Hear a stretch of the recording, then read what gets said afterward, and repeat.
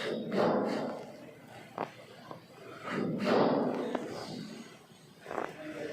اللہ الرحمن الرحیم نحمده ونصلی علی رسوله الکریم اما بعد فاعوذ باللہ من الشیطان الرجیم بسم اللہ الرحمن الرحیم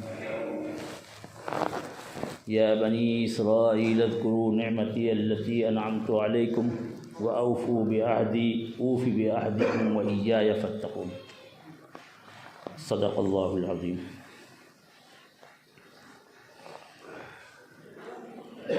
بنی اسرائیل اس دنیا میں ہم سے پہلے کے مسلمان ہیں۔ اللہ تبارک و تعالی نے بڑی نعمتوں سے نوازا تھا ان کو۔ ان میں ہزاروں انبیاء کرام مبعوث ہوئے اور اس وقت کے وہی کلمہ گو تھے، تو اللہ تعالیٰ کا معاملہ یہ تھا کہ نافرمانیوں پر سزائیں بھی دیتے تھے لیکن ان سے بڑی محبت کرتے تھے، بڑی نعمتوں سے نوازے، بہت نعمتیں عطا فرمائیں۔ یہ حضرت یعقوب علیہ السلام کی اولاد ہے۔ حضرت یعقوب علیہ السلام حضرت اسحاق علیہ السلام کے صاحبزادے ہیں اور حضرت اسحاق علیہ السلام حضرت ابراہیم علیہ السلام کے دوسرے نمبر کے بیٹے ہیں۔ حضرت ابراہیم علیہ السلام کے پہلے بیٹے، بڑے بیٹے حضرت اسماعیل علیہ السلام ہیں جن کی اولاد عرب ہیں، اور حضرت ابراہیم علیہ السلام کے دوسرے نمبر کے بیٹے حضرت اسحاق ہیں جن کے بیٹے حضرت یعقوب علیہ السلام ہیں۔ ان کا لقب اسرائیل ہے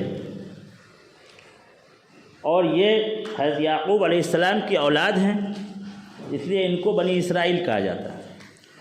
جو حضرت عیسیٰ علیہ السلام کی آمد سے پہلے تک ایک تھے اور سیدنا عیسیٰ علیہ السلام کی آمد کے بعد اب دو حصوں میں بٹ گئے، ایک یہودی اور ایک نصرانی۔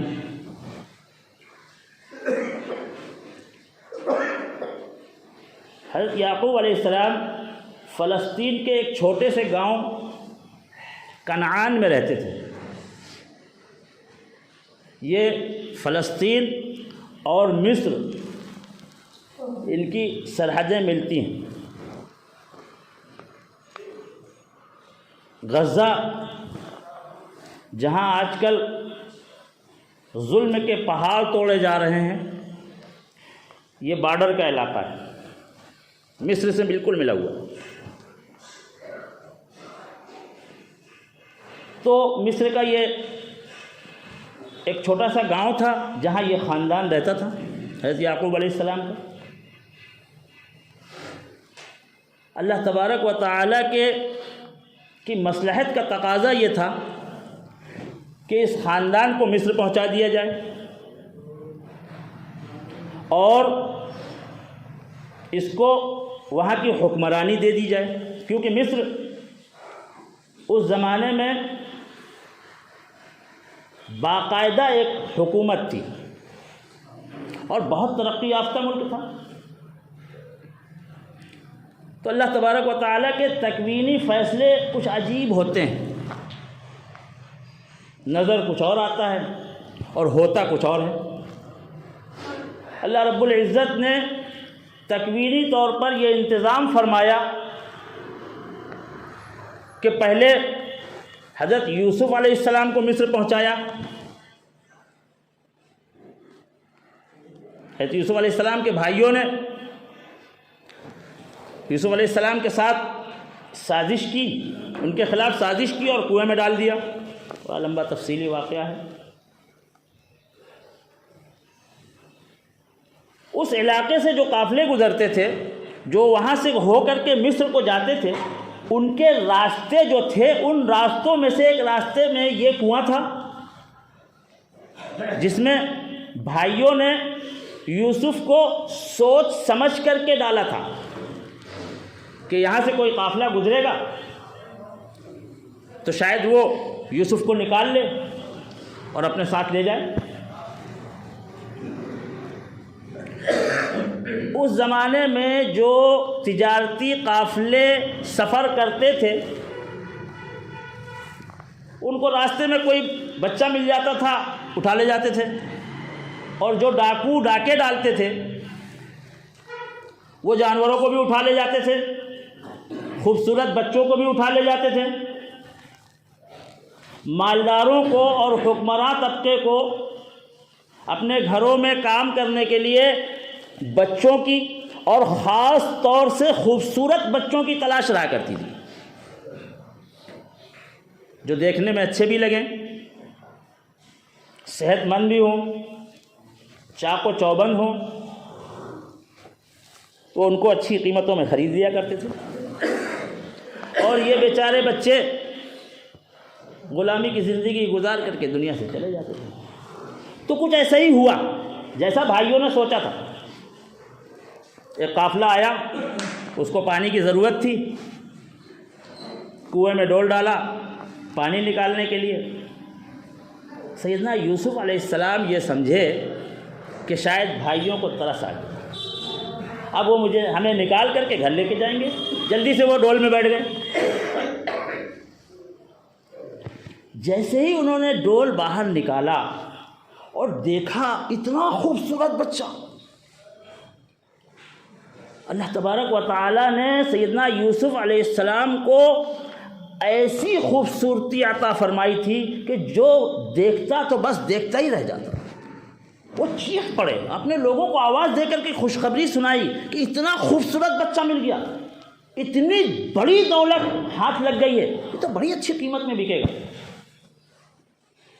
اس طرح سیدنا یوسف علیہ السلام مصر پہنچ گئے۔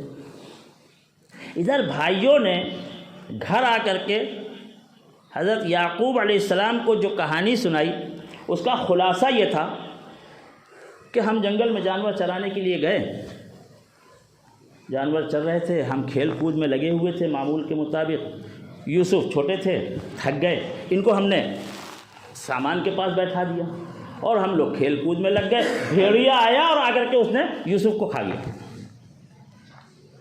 اور یہ جو کرتا ہے، کرتا لے کر کے آئے، خون میں تر کر کے ایک جانور کو ذبح کر کے اس کے خون میں تر کر کے لے کر کے آئے اور کہا دیکھیے یہ کرتا ہے، یہ یوسف کا کرتا ہے۔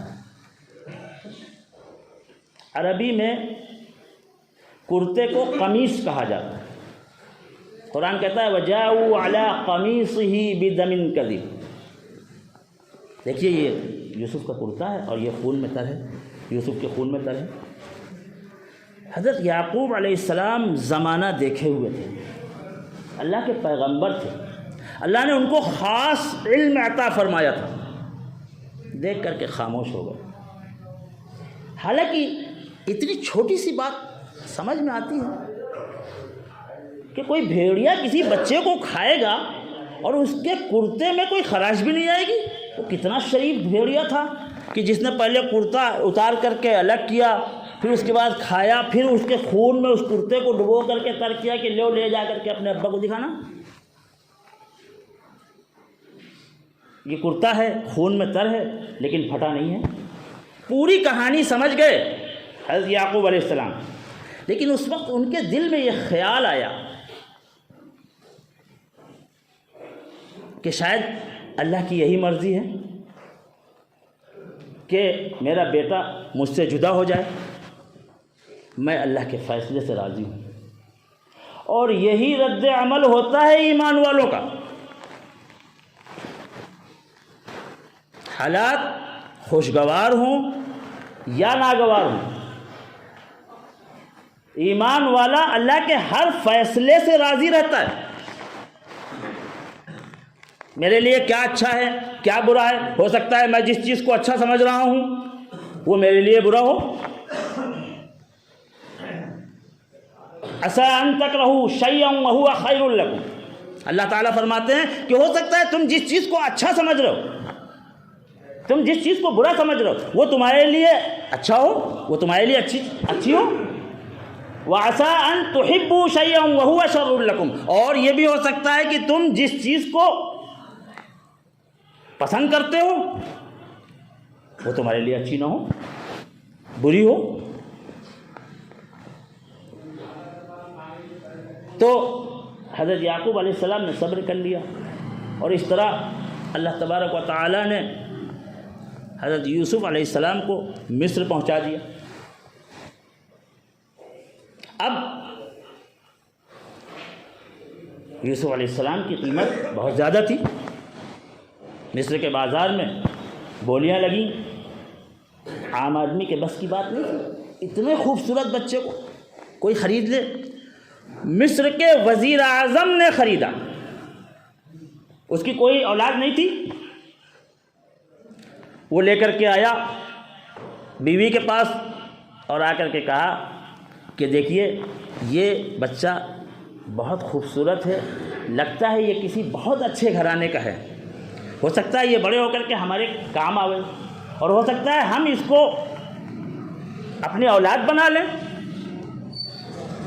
اس کا خیال رکھیں۔ اب وزیر اعظم کے گھر میں شہزادوں کے طرح پلے، لیکن ابھی آزمائشیں باقی تھیں، آزمائشیں ابھی مقدر میں تھیں، کیونکہ بڑے انعامات ہمیشہ بڑے امتحان کے بعد ملتے ہیں۔ حضرت یوسف علیہ السلام کو بڑے مقام پر اللہ کو پہنچانا تھا، اس لیے ان کی آزمائشیں بہت بڑی تھیں۔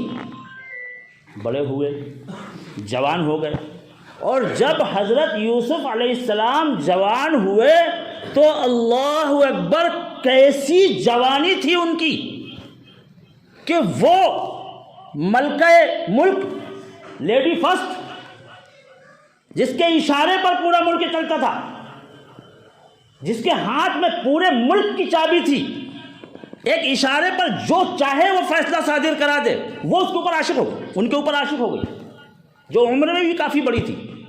یہ آزمائش تھی سب سے بڑی حضرت یوسف علیہ السلام۔ وہاں کا ماحول کوئی بہت اچھا نہیں تھا، آپ یوں سمجھ لیں جیسے آج کا یورپ کا ماحول، اور ہمارے ہندوستان کا ماحول بھی کون سا بہت اچھا رہ گیا، بہت زیادہ عریانیت تھی اس ماحول میں، بہت بے غیرتی تھی اس ماحول کے اندر، نفس پرستی اتنی عام تھی، شراب اور شباب کا پورے سماج پر ایسا تسلط تھا، اپنی مرضی کے مطابق جو چاہے جیسا چاہے وہ گناہ کرے۔ عورتوں اور مردوں کے درمیان اس قدر اختلاط تھا، کسی طرح کی کوئی ایسی چیز جو مہذب سماج میں بری سمجھی جاتی ہو، ان کے ہاں وہ بری نہیں سمجھی جاتی تھی۔